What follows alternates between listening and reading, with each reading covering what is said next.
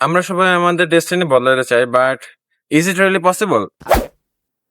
Well, আমরা যদি দেখি আমাদের লাইফের পুরা ট্র্যাজেক্টরি আমাদের বার্থ প্লেসের উপর ডিপেন্ড করে। আচ্ছা, তার মানে কি ইনকাম ইনগুলো যত কমবে জিডিপি তত বাড়বে? অ্যাজ মানুষজন সেলফ ডিপেন্ডেন্ট হবে আর তাদের ইনকাম বাড়বে, সেই হিসেবে জিডিপিও বাড়বে? ওয়েল, এটা নেসেসারি ট্রু না। অ্যাজ অনেক দেশে জিডিপি অনেক ইনক্রিজ করে, বাট সেসব ওয়েল যায় টপ 1% বসা লোকদের মাঝে। আর সেই দেশের মিডল ক্লাস লোকরা তাদের ওয়েল যেরকম থাকে ইন গ্রোথের পরও সেমই থাকে। ঠিক আছে, আমি তোমাকে এটা 3টে স্টোরিটা এক্সপ্লেন করি।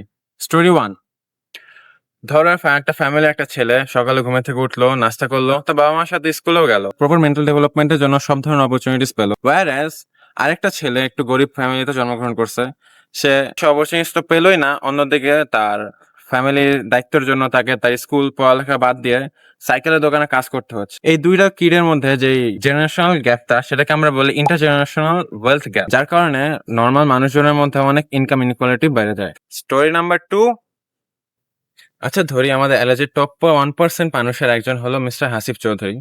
তার কাছে পাওয়ার আছে, সে পুরো সিস্টেম তাকে নিজের হাতে রাখবে, লদের নিজের মতো বানাবে, ল মেকার্সদের নিজের কন্ট্রোল করবে, ওয়ার্কারদের নিজের ইচ্ছা মতো ট্রিট করবে। তার এই পাওয়ারের কারণে সে যাক ওয়ার্কারদের যত দেরিতে স্যালারি দেখ না কেন, ওয়ার্কারদের যত বাজেভাবে ট্রিট করুক না কেন, সে ওয়ার্কাররা সেটার বিরুদ্ধে কিছু বলতে পারে না, কারণ তাদের হাতে সেই লেভারেজটা নেই, তাদের ইউনিটি নেই। তো এখান থেকে আমরা বুঝতে পারি টপ 1% যে মানুষজন আছে তারা লিগালি হোক বা ইলিগালি হোক বিলো 99% মানুষদের দাবি রাখতে চায়।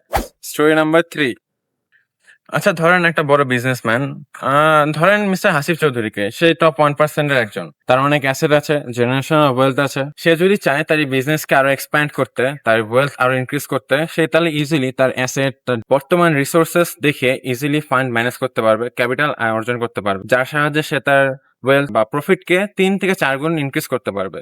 কিন্তু অন্যদিকে আমরা আরেকটা ছোট বিজনেসম্যানের কথা ধরি, সে কোনো বেশি বড় কোনো বিজনেসম্যান না, সে অল্প ছোট একটা দোকানের মালিক। সে যদি চায় তার বিজনেসকে সেম ভাবে ইনক্রিজ করতে, তার পক্ষে সেই ফান্ড বা ক্যাপিটাল ম্যানেজ করাটা অনেক কঠিন হবে compare to mister Hasif Chowdhury. আর যদি লসের কথাটাও চিন্তা করি, মিস্টার হাসিফ চৌধুরী যদি তার বিজনেসে কোনো লস হয়, তাহলে তার সে লস কভার করার জন্য তার অনেক ব্যাকআপ অ্যাসেট আছে, জেনারেশনাল ওয়েলথ আছে। কিন্তু অন্যদিকে সে ছোট বিজনেসম্যানের কিছুই নেই, তার লস গেলে everything will go to West. So এই দুই ক্লাসের মানুষের মধ্যে ফান্ড ম্যানেজ করা বা ক্যাপিটাল অ্যারেঞ্জ করা পাওয়ারের মধ্যে যে পার্থক্য, এটাই economic inequality one of the main reasons.